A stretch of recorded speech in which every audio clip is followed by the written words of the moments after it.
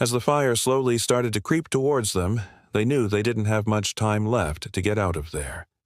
But they also knew that the only way to get out was through the back of the plane and over a pile of burning fuel. The chances of survival were slim to none. That is until one man stood up and said, "Don't worry, I got you." He then did something that no one expected. The year was 2011, and a small private plane was flying over El Salvador. It had departed from the El Salvador International Airport just 13 minutes earlier, and at the controls were Captain Francisco Payares and First Officer Mario Chavarria.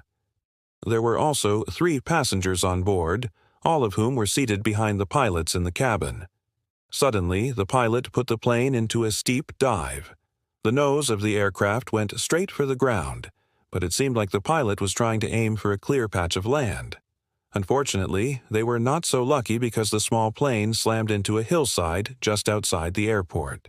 The impact was brutal, tearing off one of the wings and sending the plane skidding down the hill. The force of the crash had knocked the wind out of the passengers, and the pilots struggled to get their bearings. They could feel the heat from the fire licking at their bodies, but it wasn't their injuries that they were worried about.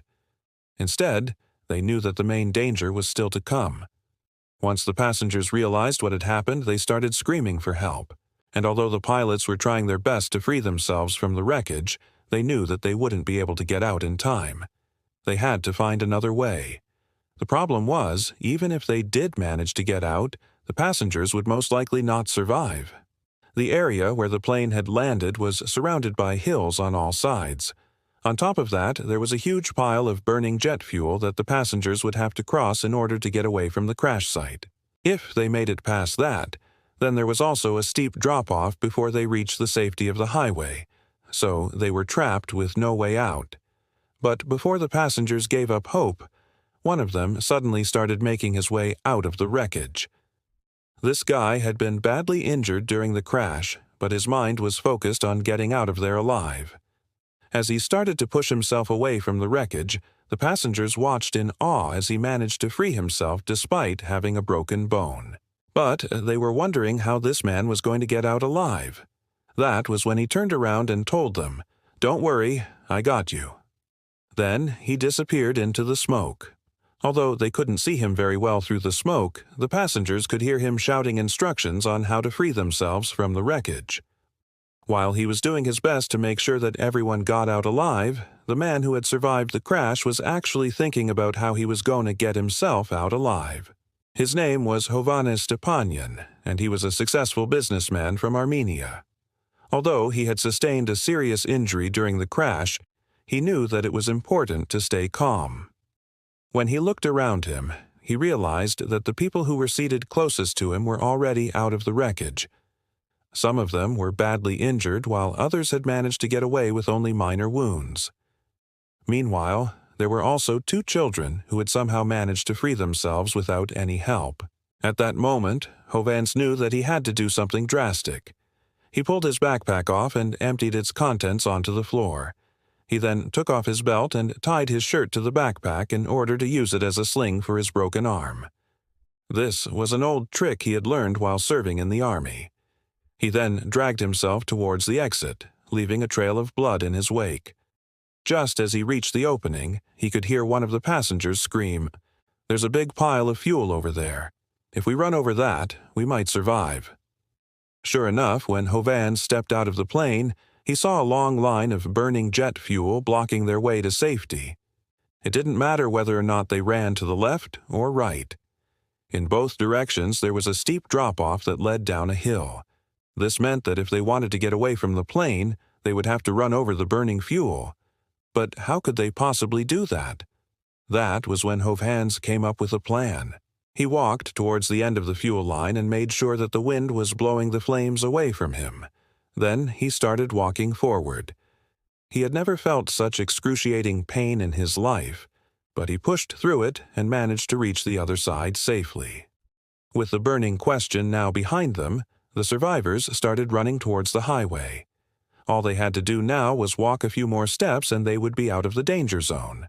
But unfortunately, some of them were too badly injured to go on. One woman was kneeling on the ground and crying out in pain. When Hovan saw her, he rushed back to help her. Even though his own body was on fire, he used his hands to extinguish the flames and then carried her to safety. Another passenger who was crawling on the ground looked up at him and asked, "How are you alive? How did you get out?" Without even taking a moment to catch his breath, Hovans turned around and replied, "I don't know. I just ran." He then continued on his way, helping as many people as he could. Meanwhile, the firefighters arrived at the scene and started extinguishing the flames. By now, the entire forest area was on fire.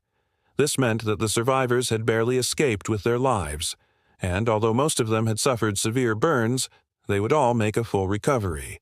But this would have never been possible if it hadn't been for the bravery of one man.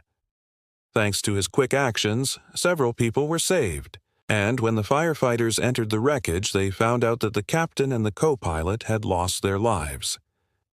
After the tragedy, Howanash received several awards for his bravery. One of them was the title of the Hero of Armenia. He was also awarded the Golden Eagle Award by the Aircraft Owners and Pilots Association.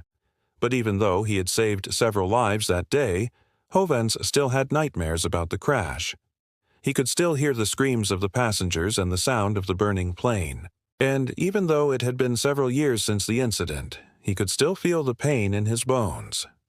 That was why he decided to visit the crash site once again. This time, he wanted to pay his respects to the two pilots who had lost their lives, but he also wanted to see if he could find the backpack he had used to free his burned arm.